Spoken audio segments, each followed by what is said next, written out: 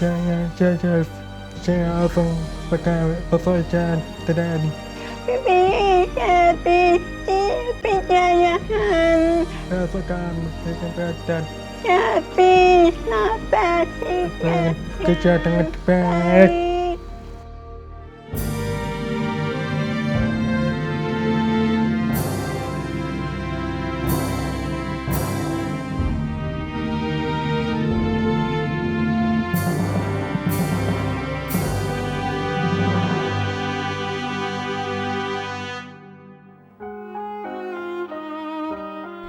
Semua orang berhak memiliki mimpi dalam hidupnya.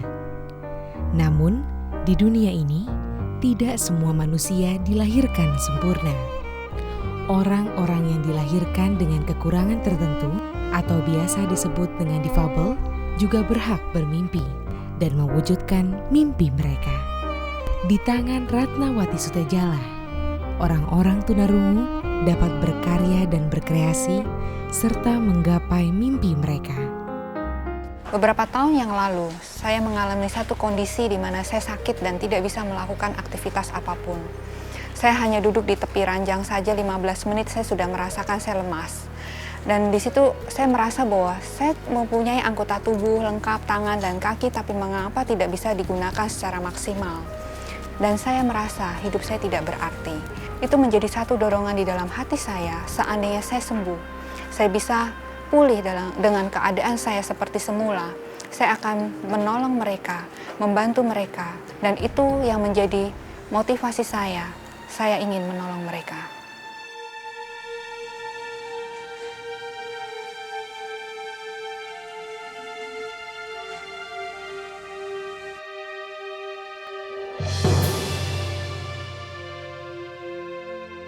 Dari hari ke hari, kondisi kesehatan Ratna pun mulai membaik. Semangat hidup dan ketekunan Ratna dalam berkomunikasi dengan Tuhan membuatnya bisa melewati masa-masa tersulitnya itu. Pengen nanti kalau udah sehat, Ratna mau bantu orang-orang yang alami kesusahan, yang cacat, untuk nolong mereka. Boleh ya Pak ya? Buat apa kamu sekolah tinggi-tinggi, tapi kamu hanya jadi pekerja sosial saja? Tapi boleh nggak Papa kasih kesempatan satu kali aja dalam hidup Ratna untuk Ratna tentuin jalan hidup Ratna sendiri. Sekali Papa bilang tidak boleh, tidak boleh. Ratna, kamu mau pergi kemana? Tunggu dulu.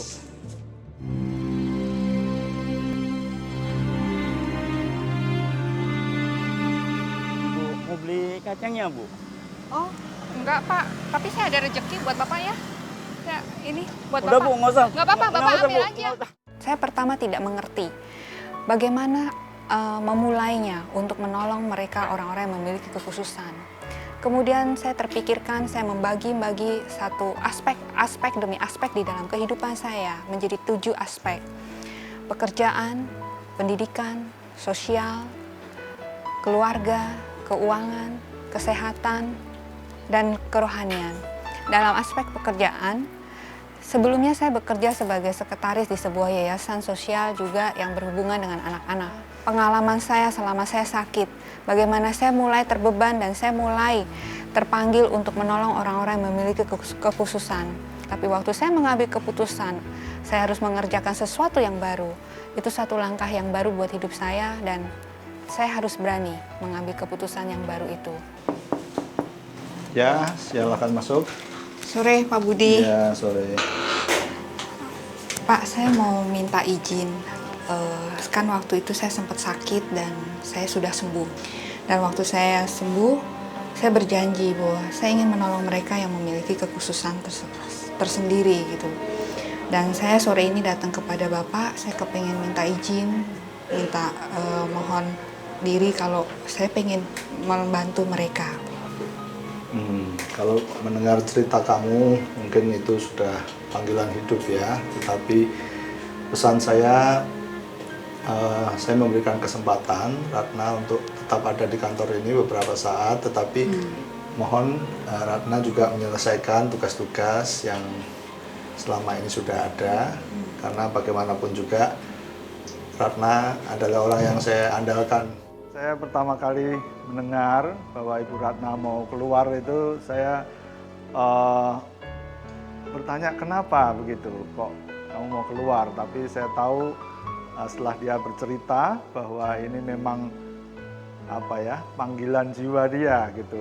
Akhirnya saya ya mau tidak mau saya mengizinkan, karena setelah sekian lama membantu saya kenal betul beliau itu punya kemauan dan motivasi yang sangat kuat. Ratna adalah orang yang selalu tekun dan semangat dalam bekerja. Walaupun ia berkeinginan untuk membuat yayasan tunarungu, tetapi dia tetap menjalankan pekerjaan kantornya dengan sepenuh hati. Di dalam pendidikan, waktu itu saya berpikir kalau saya ingin melakukan sesuatu buat orang-orang yang memiliki kekhususan, saya harus belajar bahasa untuk bisa berkomunikasi dengan mereka. Dan salah satu bahasa yang saya pelajari adalah bahasa isyarat. Dengan bantuan seorang teman, akhirnya Ratna mempelajari bahasa isyarat dengan sungguh-sungguh. Keteguhannya untuk membantu tunarungu membuatnya dapat menguasai bahasa isyarat dengan mudah. Sampai suatu hari ia bertemu dengan Esther. Dengan sabar, Ratna mengajarkan Esther untuk berkomunikasi dan menjadi teman untuknya.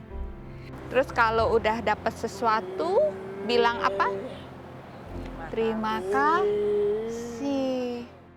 Di aspek sosial, pada kenyataannya saya tahu bahwa tidak mungkin saya bisa menolong mereka secara keseluruhan. Kita adalah sama-sama satu untuk menolong, untuk memperbaiki, untuk menjadi teman buat orang tua dan anak-anak yang memiliki kekhususan lainnya.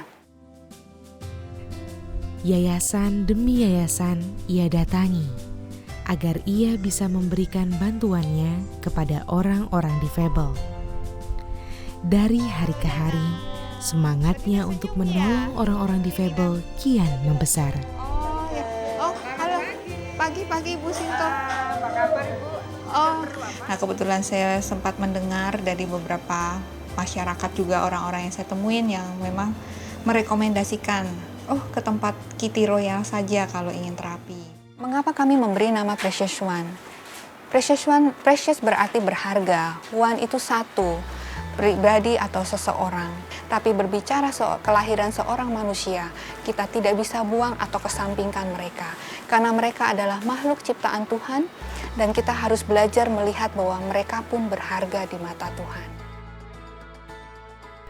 Keinginan Ratna untuk menolong orang-orang berkebutuhan khusus diwujudkannya dengan membentuk pertemuan bulanan bersama keluarga orang-orang berkebutuhan khusus sebagai sarana sharing dan menjalin tali persaudaraan.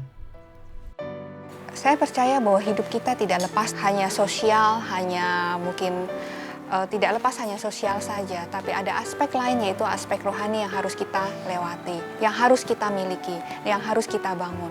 Jadi waktu saya mendapat dorongan, mendapat tanggung jawab, mendapat sebuah motivasi untuk menolong orang-orang yang memiliki kekhususan, saya berkata, Tuhan, saya rasanya tidak mampu karena memang saya tidak tahu bagaimana memulainya. Tapi Tuhan hanya berkata bahwa lakukan apa yang kamu bisa. Saya percaya niat yang baik, hal yang baik yang datangnya dari Tuhan, Tuhan pasti akan memberi pertolongan. Ratna yakin, setiap satu langkah niat baik manusia, Tuhan akan membukakan langkah-langkah berikutnya.